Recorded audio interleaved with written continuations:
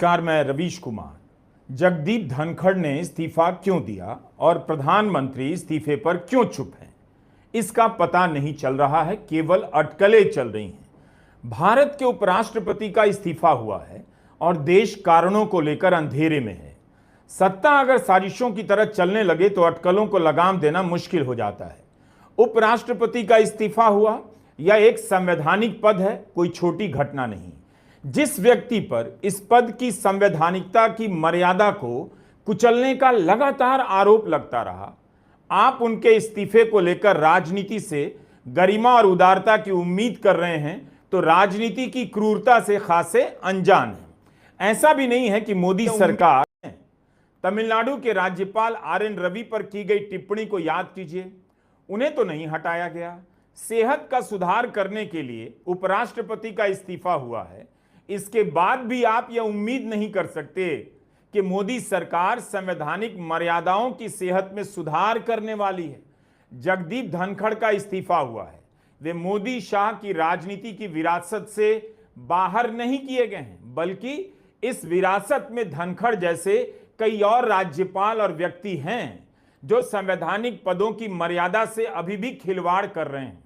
जगदीप धनखड़ मोदी शाह की राजनीति के निकटतम लोगों में से रहे हैं। उस सर्किल से वे धक्का देकर बाहर किए गए या खुद निकलने का रास्ता चुना है। इस्तीफा वापस लेने का दबाव तक नहीं डाला गया और मंजूर कर लिया गया। इस्तीफे का एक ही कारण बताया जा रहा है और उससे कोई सहमत नहीं, न संतुष्ट है। सेहत का ध्यान रखने के लिए उपराष्ट्रपति के पद से भला इस्तीफा कौन देता है? 10 जुलाई को जगदीप धनखड़ जवाहरलाल नेहरू विश्वविद्यालय में कह रहे थे कि अगस्त 2027 तक अपने कार्यकाल के अंत तक पद पर रहेंगे जब तक कि ईश्वरीय हस्तक्षेप ना हो, और 21 जुलाई को सेहत का ध्यान रखने के लिए इस्तीफा दे देते हैं। उसी दिन जब 2 दिन बाद 23 जुलाई को उनके राजस्थान दौरे की सरकारी घोषणा की जाती है। तो कुल मिलाकर बात यही है कि उनका इस्तीफा यह बता रहा है कि देश की राजनीति 2 लोगों के कमरे में कैद हो गई है और किसी को उसके अलावा कुछ पता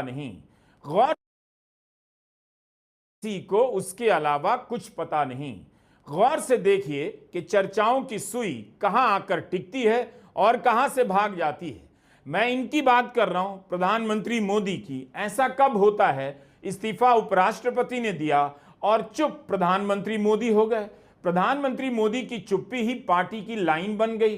बीजेपी के तमाम नेता चुप हो गए।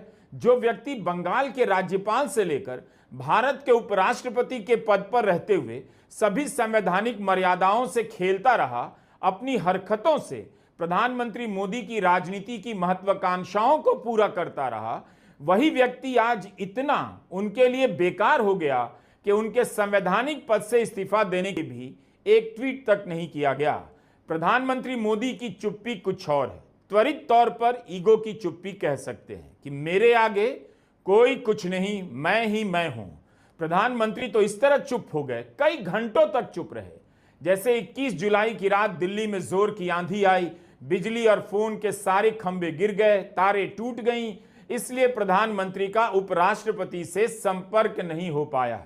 22 जुलाई की सुबह प्रधानमंत्री मोदी अपने ट्विटर हैंडल से महाराष्ट्र के मुख्यमंत्री और उप मुख्यमंत्री को जन्मदिन की शुभकामनाएं दे रहे थे, उनकी सेहत की दुआ कर रहे थे।